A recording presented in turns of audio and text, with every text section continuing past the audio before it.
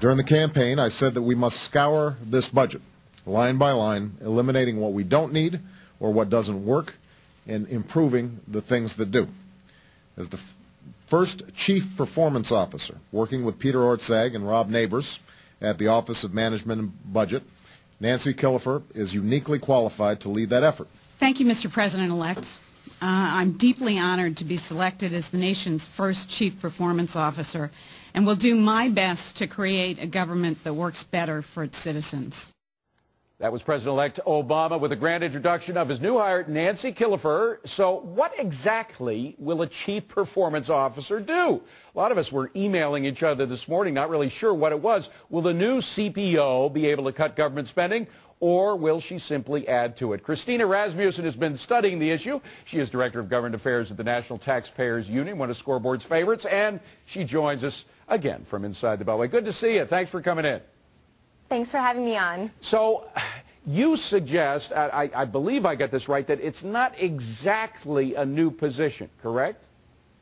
Well, technically, the Chief Performance Officer is a brand new position. Perhaps it can be counted towards one of the 600,000 new government jobs that Obama has pledged to create.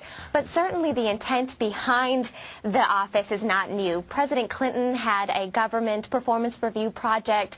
President Bush has had a government performance review project. You can go to expectmore.gov to get program reviews for more than 1,000 federal programs. So while the position is new, presidents have been up to this for a while. Yeah, but, you know, maybe it's just that I haven't spent enough time inside the Beltway recently. But outside the Beltway, people say, look, he's made a pledge to kind of streamline government, and then he creates a new position. And, you know, it's not going to be that one woman alone. I mean, God bless her. Let's hope she can do her job effortlessly. But she's got to have a staff. And that staff could grow. And that staff, I mean, once you begin hiring and starting a new position, you don't just hire one person. You rehire a whole slew of people, right?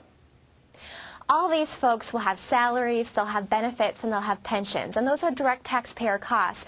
But we also need to keep in mind that the larger impact of this office could actually be a champion for bigger government. Performance review officers tend to say one of two things. They'll say, this program is doing great, let's give them more money. Or they'll say, this program isn't doing great, but that's because they're underfunded.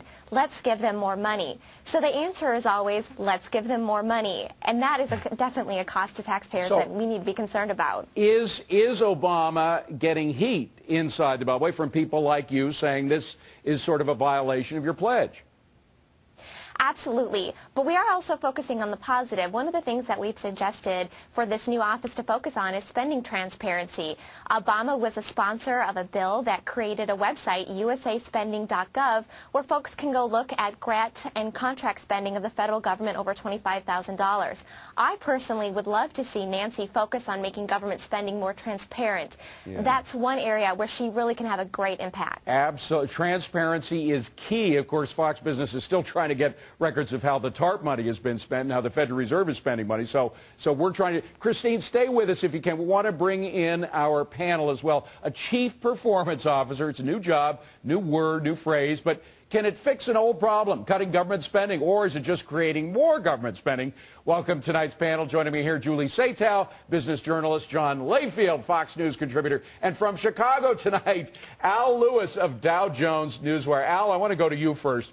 What do you think about this? You know, government jobs don't go away. They just keep multiplying. Is this an example of that? It's absolutely an example of this, and I think you nailed it. This is an effort to reduce the government by expanding the government. Embrace the paradox here. I don't know what a Chief Performance Officer does, and who's going to judge the performance of the performance officer? John, what do they think we're smoking to accept something like that? I mean, how could you possibly believe you're streamlining the government when you create a new department? The same thing they think all the time. They think Americans have got to be idiots, and they've got to hold a consortium on knowledge. They think they own it. Look, you've got the biggest Ponzi scheme in the world called Social Security, and they want to investigate Madoff. You've got some of the most corrupt people in the world, and they want to investigate corruption. And now you've got another person added to the government. This is absolutely ridiculous. Well, the politicians might think that we're dumb, but we don't have a lot of respect for them, Julie. It's less than 10%. It's single digits, the number of people who actually respect the Congress people. This is one of the reasons why. Yeah, no, this is awful. And I think also it removes the onus from the actual agency heads, for example,